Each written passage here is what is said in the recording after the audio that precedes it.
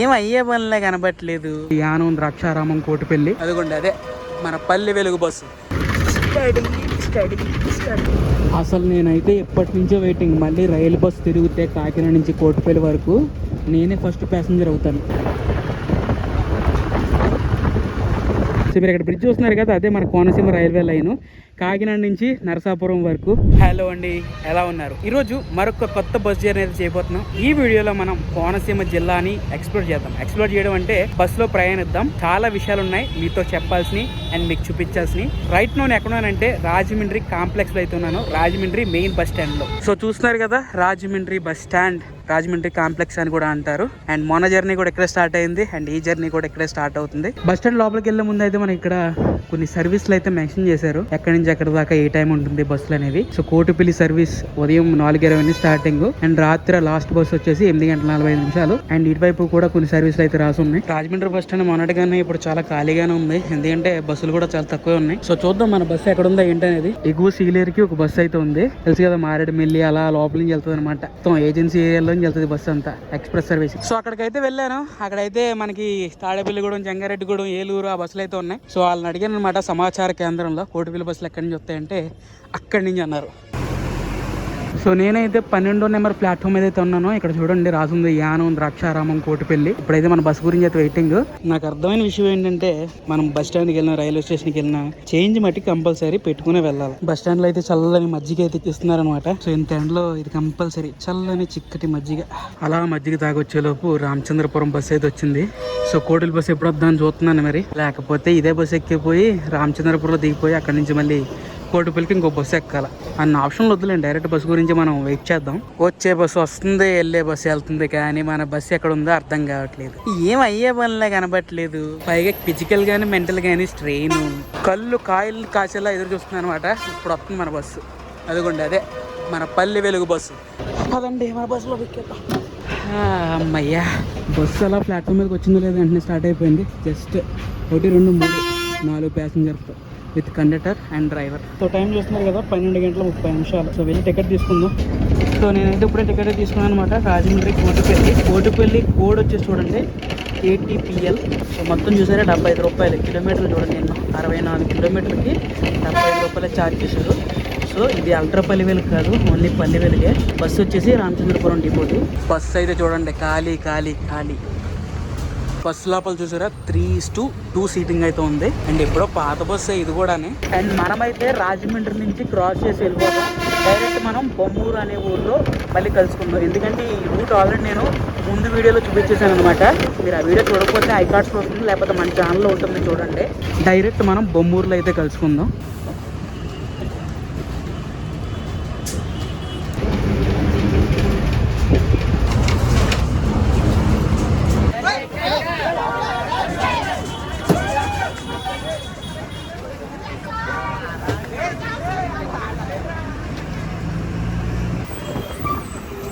రాజమండ్రి ధవళేశ్వరం దాటుకుని ఇప్పుడైతే మనం బొమ్మూరు జంక్షన్కి అయితే వచ్చాం. ఇది మెయిన్ హైవే, ఇది మీరు చూస్తున్నారు కదా, ఇది NH-16 highway. So Kotipalli bus స్టాండ్లో కొంతమందిని, ధవళేశ్వరంలో అయితే స్టూడెంట్స్ అయితే ఎక్కారు. మన బస్ అంతా ఒకటే మ్యూజిక్, బస్ అంతా దడదడలే. అండ్ ఇప్పుడు మనకి రాబోయే స్టాప్ వచ్చేసి కడియం. కడిపిలంక కాదండి, కడియం.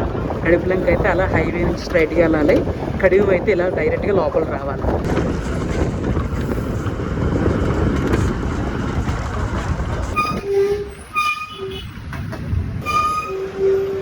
సో మన బస్ అయితే కడియంలో అయితే ఆగిందనమాట. అండ్ కడియం అనేది చాలా ఫేమస్ ఇక్కడ ఉన్న నర్సరీలకి. కడిపిలంక కూడా, అండ్ అలాగే కడియం కూడా. Kadiyam railway station.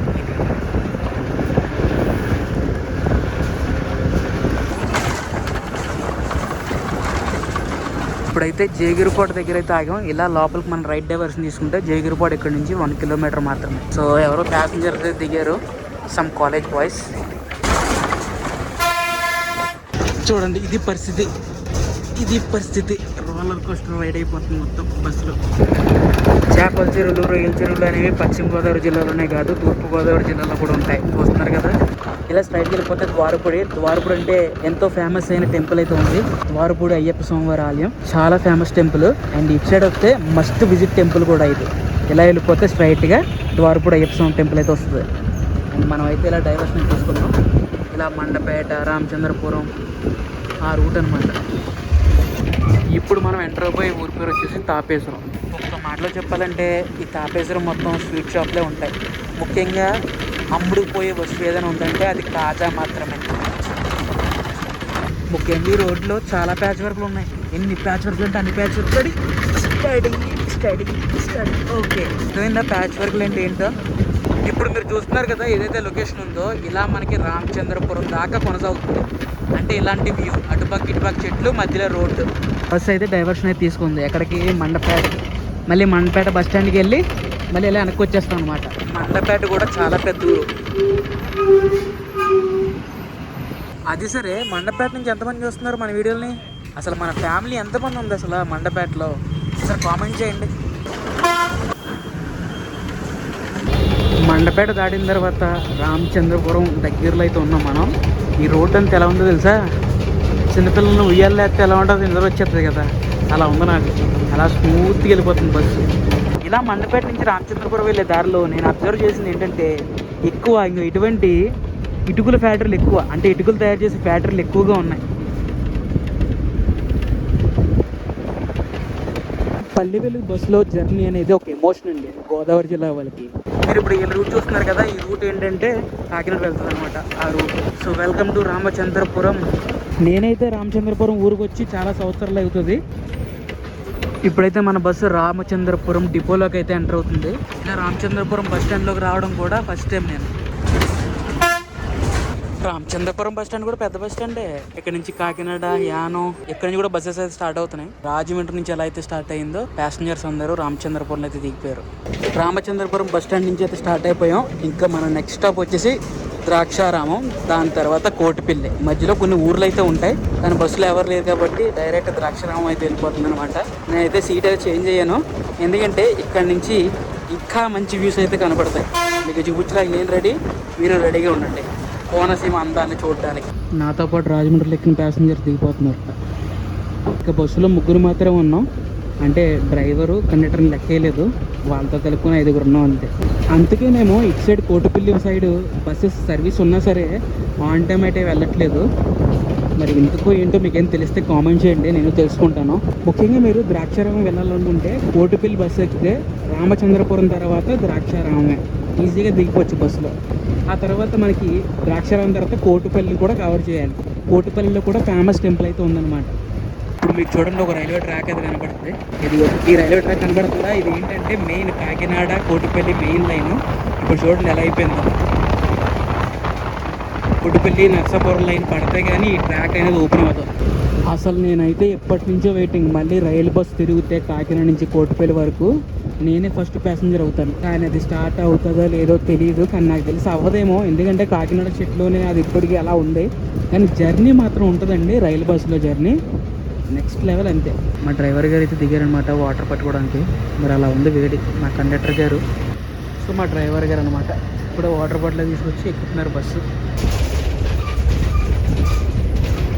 అలా జాగ్రత్తగా ద్రాక్షారామం ఊరు కూడా దాటేస్తున్నాం. ఇంకా మన లాస్ట్ స్టాప్ వచ్చేసి కోటిపల్లి. ఇప్పుడు మనం ఎంటర్ అయిపోయేది ద్రాక్షారామం బస్ స్టాండ్.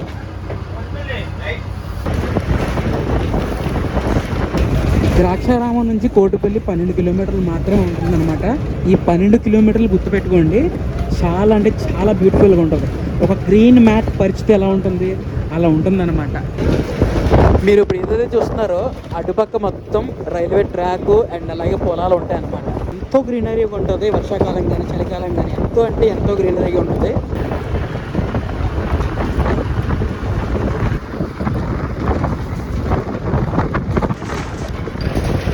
సో ఇక్కడతో రైల్వే ట్రాక్ అనేది ఎండింగ్ అనమాట. ఇక్కడ కనబడుతుందా